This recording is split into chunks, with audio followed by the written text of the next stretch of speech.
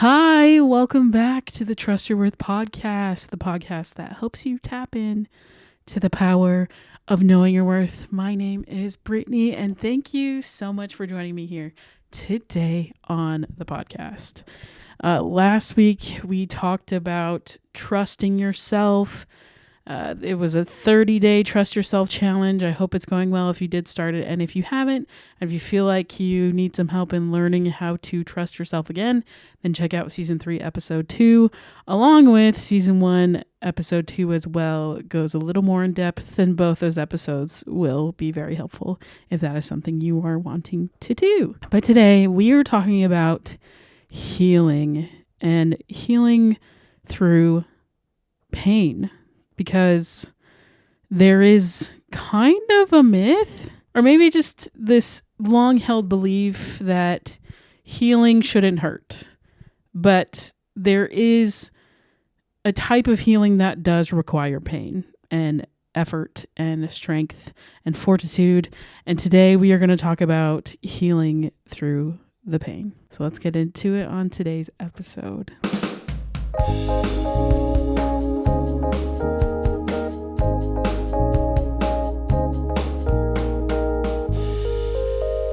Okay, this popped up a couple times for me, which is why I felt important to talk about it, because I think the video that I saw, which I'm going to link in the show notes today, was like eye-opening, because she did talk about how healing, if you're doing it right, kind of hurts. It does. And when I think back on all the healing times where I made a breakthrough, it was not easy. It was hard. It was hard to get through the pain. Even if you think of like physical injuries, they take time to heal. Actually, I'm currently injured.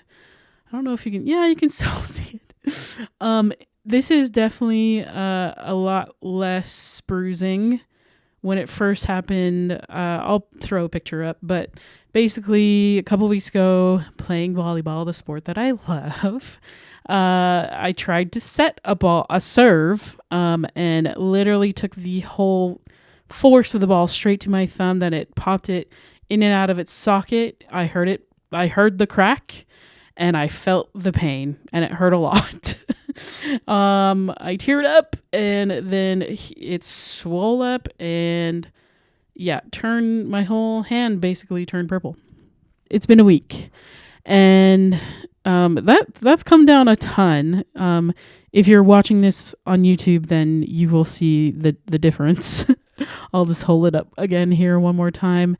The bruise is just kind of under my thumb now. It's like probably the size of like a loonie, whereas before, maybe like 3 toonies all placed next together. For sticking with the coin analogy here. For those of you who can't see, I'm just trying to help you visualize how big the bruise was. So that took time to heal, and it was painful. I've had to ice my hand several times. I was really concerned because as a dental hygienist, I was scared. I was like, oh shoot, my career, like, I don't know if I can work, but thankfully I still have the grip strength. It's not as strong, but I can work. I took the next day off just to rest it and ice it. And then it felt good, actually. On the first day I worked, it wasn't too bad. It hurts more now. It just feels more achy now. And I do ice it more while I'm at work. But again, this has taken time, and it's been a painful process. Like every day, it hasn't healed. And I'm trying to do stretches that are painful to help keep that range of motion. So like I'm doing all the things, but it's not fun. And this is a crappy process. So even if we think of healing physically, it takes time. And I think that's another thing that we get caught up on. I remember when I injured my knee as well. It was like, oh yeah, I'll just do rehab like hardcore for like 2 months. I'll be back playing basketball and volleyball again in 2 months. That did not happen. I needed surgery. So, and then kind of for like the whole first year, it was so much longer of a process than I thought. Like healing's going to take as long as it's going to take. And trying to put this arbitrary timeline on healing is not going to be helpful, especially when it's emotional things, because things trigger us all the time. Our healing can go up and down. It feels like we're taking 3 steps back, maybe 1 step forward, another 5 steps back, and only 2 steps forward. Like, it just feels like we're going in these awful cycles, especially when we put this pressure of a timeline on healing your emotional wounds. And for the most part, our emotional wounds that hinder us and keep us from remembering our worth can take time.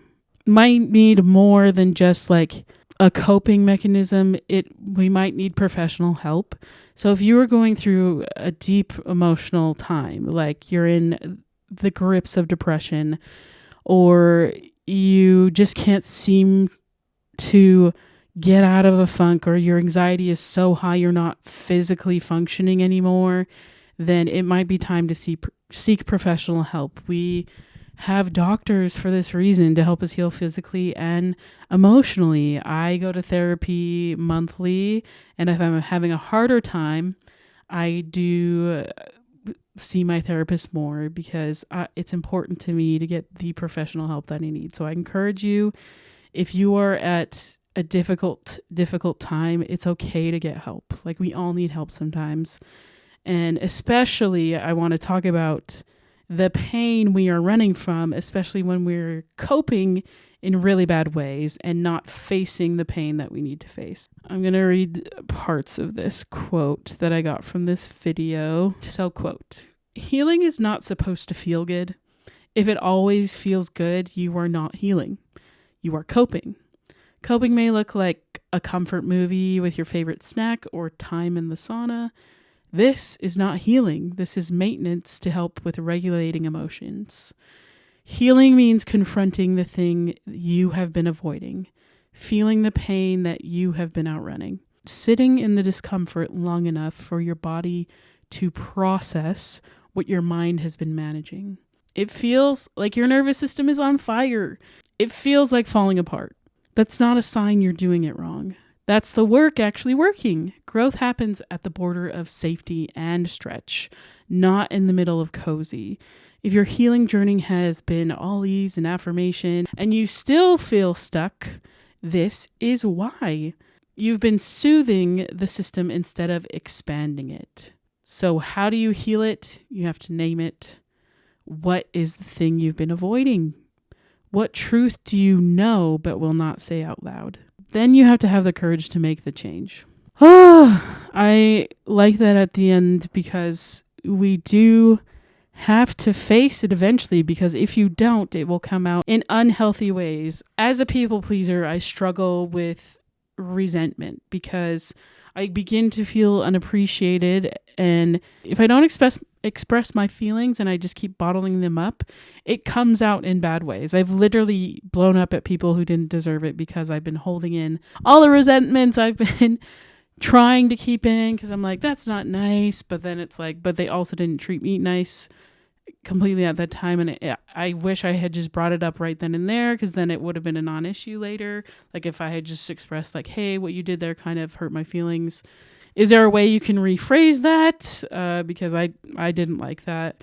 Or instead I just like brushed on the rug, or like don't saying anything and like, no, it's fine, I'm okay. Like, and I just try and forget about it. But then a couple days later, I'm like, oh, I would have said this, and I should have just said it, you know? So I just go through these awful cycles of not like dealing with the emotions at the time, and then they build up and I explode. And then I just have to find ways to cope, where I literally will go for drives if I'm struggling to figure things out, or I'll go on walks. And that's not dealing with the problem, which is confronting the person that hurt me. It's just wallowing in pain. It's just trying to cope with the emotions that I don't know how to get out of my system, when the best way to get it out of my system is to resolve the conflict. Because a former professional people pleaser, I would do anything to avoid conflict. So this resonated so much with me, because in my mind, coping was the magical way. Like, yeah, of course I'm healing. Like, look at all the great things I'm doing. I'm saunaing, I'm working out, I'm staying busy. And if you look at it in the forms of like, oh my gosh, I'm staying busy, then you're not actually dealing with the problem at hand. So it's going to take courage and it's going to take resilience to face your fears and really be honest with yourself to look at the pain that you're experiencing and work through it. Sometimes you may need professional help for this. So if you feel like it's too much and it's too overwhelming, please get the professional help, especially if you're dealing with really big emotional traumas. Like you've got out of an abusive relationship or someone close to you has died. Like, I just want to stress enough, I'm not a professional. So like, please seek professional help if you need it. But these are just some ideas that I found to be helpful that I want to share, because a healed person is a happier person, and that's what we're here for. I want you to be happy and love your life, and remember that you're worthy of love, and remember that the healing is going to be worth it. You're going to get closer to yourself, your true self, and knowing that you're worthy when you're healed. So that's why it's important to me to talk about this, because we all have to heal from time to time, sometimes a lot. I've been thinking a lot about this song from Reliant K that honestly I've used to help me cope and help me heal. The lyrics have just resonated with me. I know that some of you listening are not religious, and this is kind of like a man praying to God. Like, I think we can understand the sentiment he's kind of relaying when he says, "You said I know that this will hurt, but if I don't break your heart, then things will just get worse." And that can happen sometimes, where we get into this space of avoiding pain, and then we start to do really bad things to cope with the pain. So that can lead to addictions in extreme cases. It can lead to hurting others and ourselves. It can lead to self-doubt, and it can just lead to more misery. And that's what I hope to help you get through when we confront the pain. So I found this article from Psychology Today by Elizabeth Cohen. She's a PhD. And the article is titled "How to Face Pain to Experience Healing and Relief." And this is, I will link this, so please go read it. It's just some things to help you manage emotional pain so that you can feel better, the thing we're trying to get through. Just like the earlier quote, she said, "Name it to tame it." This is a common psychology thing. You have to name your pain. So Elizabeth here says that to notice the pain. That's number one. So quote, "Take time to notice the pain in your heart, body, and mind. Allow it to be present for a moment or two. You do not need to let these feelings overcome you. The goal is simply to acknowledge it's there." And that honestly is half the battle. Like, I sometimes feel like a crazy person when I'm just like not wanting to confront the pain, and I just will call it anything but it is. I'm like, maybe it's this. Maybe I'm just tired. Maybe I'm just have had not enough sleep. Maybe I just have too much caffeine in my system, instead of like, actually, I got in a fight with someone I love and it's been bothering me, but I don't want to talk to them about it and resolve it yet because I'm scared too. So we can be avoiding the pain, but first step, just acknowledge that the pain is there, that something is up. And then number two, ask your body and heart what it wants and then give it what it needs. So quote, "As you face this pain, ask yourself what you need. Do you need a hug? Do you need to talk to a friend? Do you need to cry? Do you need to be left alone?" Asking yourself what you need allows you to take care of the pain rather than to push it away. So you're trying to find ways to confront the pain in healthy ways, i.e. getting the help you need, i.e. For me, when I'm struggling, especially when I was in deep depressions, like I needed people. I needed to talk it out. I could not process my emotions without physically talking them out to someone. So I had to put myself out there. I had to go and ask my friends or family for help. Just call somebody and just be like, "Hey, I'm having a hard time." And I'm so grateful for everyone that has shown up for me. I'm going to get emotional thinking about it. Like, thank goodness for beautiful people who are willing to listen and help. And they didn't have to solve my problem. I just needed them to listen so I could like process it as I talked it through. So ask yourself, what is it you really need? What is it that your body and your heart wants? Okay. And then thirdly, we can also process the pain when you remind yourself the other times you have managed your pain. Quote, "It is important to help your mind know that you have managed your pain before and moved through it. So write down 3 times when you thought you would not make it through your distress, and you did. Write down the most catastrophic thoughts you have had, and then what actually happened. Reflecting on how you managed pain before will remind you and your nervous system that you can make it through hard experiences. You have done this before, my friends. You have healed so many times. Actually, we probably do it daily without even recognizing that we do. You are so strong. You have healed so many times, and I'm so, so proud of you. But I like the exercises that she gives us to write down the most catastrophic thoughts. So go crazy, just like what you thought was going to happen. As in, I have a lot of abandonment wounds. So the majority of the times, the reason I'm afraid is because if I tell them how I really felt, I'm afraid they're going to abandon me. So most of my catastrophic thoughts look like, if I tell them how they hurt me, then they're going to leave and not want to be my friend. That's like the most catastrophic thing that can happen. And then what actually happened was when I said, hey, the things that you said hurt my feelings, they're like, oh, so sorry. They apologized and they had no idea I was in distress because I'm well practiced in hiding it. They're like, so sorry. I hurt your feelings. I'll try my best not to do it again. And I was able to go forth in peace because I resolved that conflict, got that hurt that they caused off my chest. They apologized because they love me, and we moved on and moved forward, and it was awesome. And it was a lot less scary than what my mind was making up. Our minds are crazy good at imagining things. So why not use the imaginations for the good stuff too? Instead of catastrophizing everything that could go wrong. So try not to do that with your mind and look at the reality of what's happening. So just as a recap, number 1, notice the pain. Just recognize and acknowledge it. Try and name it if you can. Number 2, to confront it, you're going to try and feel it and deal with it and ask yourself, what do you really need? Do you need to talk to the person who hurt you? Do you need to cry in the moment? Do you need to talk to friends? Do you need to be left alone so you can process the emotions on your own and really feel them? Ask yourself what you really need to take care of the pain and be so honest with yourself to help you work through it.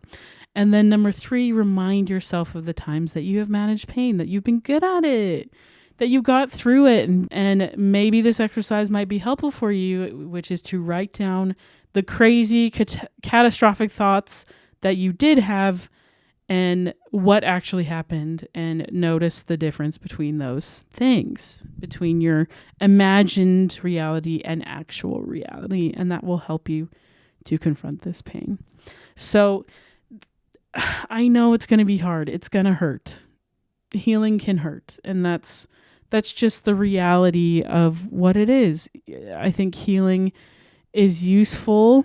My therapist and I have talked about this, but like pain is just an indicator that something needs to change. Because if we didn't feel pain, we would literally die. Like if we went outside and did not feel the pain of a -20 winter, if I didn't feel pain and I went outside, I could just sit out there in the snow and roll around in it. And then in like a couple hours, I bet I would be frozen and dead if I didn't feel any pain.